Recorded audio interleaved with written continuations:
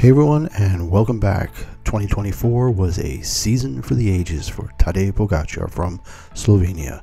It all started in early March at the Strade Bianche, a race he had won 2 years earlier in 2022 when he broke away with 50 kilometers to go, and this year was not to be any different. At about 81k to go, he broke away and never looked back. A day of cold temperatures, rain, hail, and sunshine, and it brought him his first victory of the season in Siena.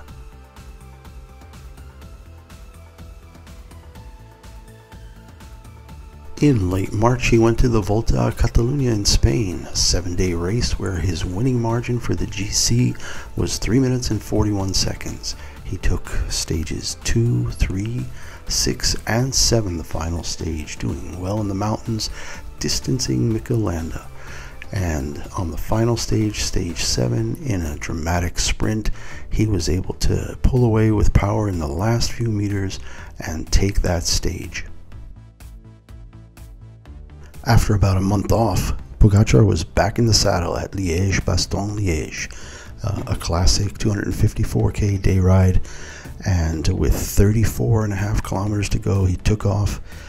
Carapaz tried to follow, but couldn't, and he just rolled on out to a 1 minute and 39 second lead to take another monument race, and once again showing his dominance. A race that he crashed out in last year, breaking his wrist, and 2 years ago couldn't compete because his partner's mother had passed away, so he was giving her some tribute and back in the winner's circle. In May, we headed to the Giro D'Italia, and Tadej Pogačar got off to a roaring start in the time trial in stage 7. It was a difficult time trial, very long, 40 plus kilometers, and Filippo Ganna was in really great form and had set an early time that nobody was getting close to. The only issue for Ganna was that the end of this race was a steep uphill, and Pogačar took back almost a minute to win the stage, beating Ganna by almost 17 seconds. In the end, he won 6 stages, stages 2, 7, 8, 15, 16, and 20, to give him 6 stages plus the overall. And on stage 20 here, the last of the really challenging mountain stages, Pogačar again broke away with over 30k to go. Once again, just exuding confidence and demonstrating how absolutely dominant he was for this tour. Took 2 minutes over the group of Danny Martinez, and basically solidified everything he needed going into the last stage in Rome, stage 21. So the first Grand Tour of the season, the Giro D'Italia, goes to Tadej Pogačar, giving him now, I think, a total of 15 of his wins for the season by the end of May. Now, before we move on to the second half of the season, it's good to take a look at the summary of all the events. He entered 12 races for the year, completed 11. The Trevale Varesina was canceled mid-race because of weather. All in all, 57 days of racing with 25 wins. He won 9 events, had won 3rd place in Milan-San Remo, and won 7th place in Quebec. The 2 Grand Tour wins in the Giro and the Tour de France, with 6 stage wins each, is not unprecedented. Many people have won 2 Grand Tours in a year, but adding the World Championship gold is the Triple Crown, and only Eddie Merckx and Stephen Roche had done that before. So now we're moving on to the Tour de France, starting on June 29th and going through 3 weeks into the end of July. And at stage 11, there was actually a little bit of hesitation, people saying, well, is Pogačar really in the best form? Is he going to pull this off? Stage 11 had that mountaintop finish with Vingegaard, and Vingegaard basically pokered and played around with him a little, and at the end beat him in a sprint, and Pogačar did not have it in his legs to do that. But then on stage 14, Pogačar started to make his moves, and some brilliant tactics here. He's up the road in stage 14 with Adam Yates, who had gone ahead and basically played rabbit for him, and then pulled him further up this hill to break him away from Vingegaard and Remco Evenepoel with 4K to go in this stage. And then Yates had done his job, dropped back, and you can see Pogačar was really working for this. I mean, it wasn't as easy as the Giro. The Giro he made it look so easy, but here in the Tour, stage 14, one of the 6 stages that he won, and he basically had a ride kind of time trial. The last 4K, he was 11 seconds up here as he came under the 3K marker, and still wondering if maybe Vingegaard was going to find a way to come back, but he didn't in the end. Pogačar took this stage, and then stage 15 as well, and then stages 19, 20, and 21. 19 and 20 being mountaintop finishes, and you can see here in the Pyrenees, Pogačar really pumped, does his best Arnie flags, yeah, and says, I got this. The lead wasn't really that big until stages 19, when Pogačar put about 3 minutes into Vingegaard, and that really opened it up. And then it was finally that 5-minute gap, and then on the very last stage, the time trial coming down into Nice, Pogačar not playing it safe. He was going for broke. Was already up just a little bit, I think, at the final split time. Yeah, 24 seconds, and at 28 kilometers he was up by 1 minute and 4, and he was able to maintain that gap all the way down into the city. Vingegaard second, Evenepoel third. But this is the final stage of the Tour de France this year, and I think Pogačar really understood now. He was pumped, you know.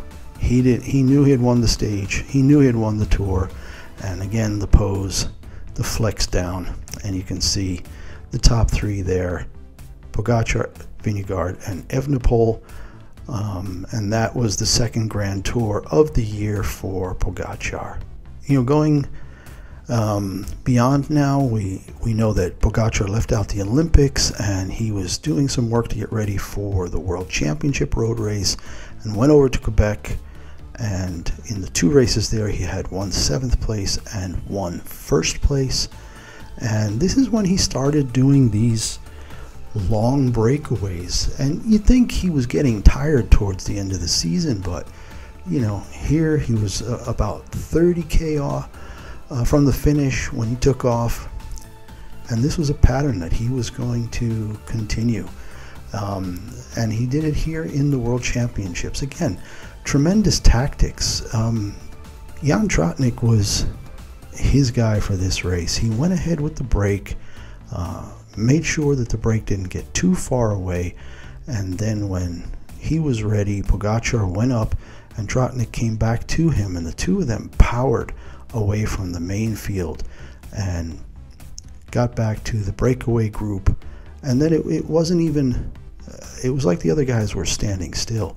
I mean, they came back and they didn't just get onto the back of this group of whatever it was, maybe 15 or 16 riders. I did a more detailed video on this, but it's 90k to go. You would think they would settle in, but they did not. They went right ahead to the front and actually started to gap the field, or gap the breakaway field. And it was incredible. And you can see Tratnik just absolutely going for broke here. I mean, total sacrifice. Ended up not finishing the race because he just gave it his all. And then later on, Pogačar had pushed the pace. I think this was Sivakov, and they were down under 80k to go, and yet still on the hill, Pogačar decides that he's going to break away and ride the last 80k by himself. It was about 2.5 laps of this course, and here we are, I think, coming up the hill for the last time, and now down under the Flamme Rouge, 1k to go, and Pogačar, an 80k breakaway, 50 miles, just unreal. And it wasn't going to be the last breakaway of the season either. I mean, he was just doing things that we cannot imagine. I sure hope that we don't hear something about doping later. There have been some whispers, but nothing conclusive, and I really hope that he's clean. So as we move towards the end of the season, we're in October now, and Pogačar had two more big races. The Giro D'Italia was the first of these two on October 5th, and it was a brutal day of weather. A lot of rain, quite cool temperatures, but he broke away again fairly early, I think close to 37K away with a couple of laps to go. You can see just torrential downpours here, but he was able to gap the field by about a minute and 54 seconds.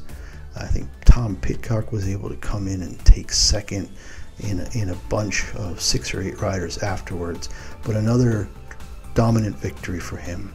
And then the final race of the season was in Lombardia, October 12th, and again the winning margin was over 3 minutes, 3 minutes and 16 seconds.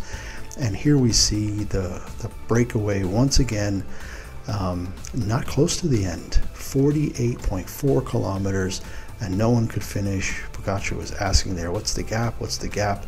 And the gap kept growing, and down to the last K, really culminating his season with an incredibly dominant performance again. 3 minutes and 16 seconds.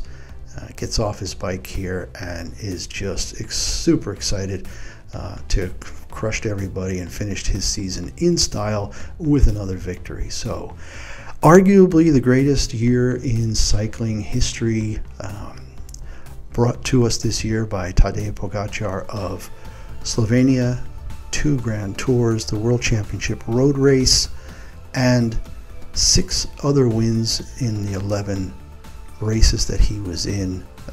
An absolutely fantastic year. So that's it for the road racing for this year.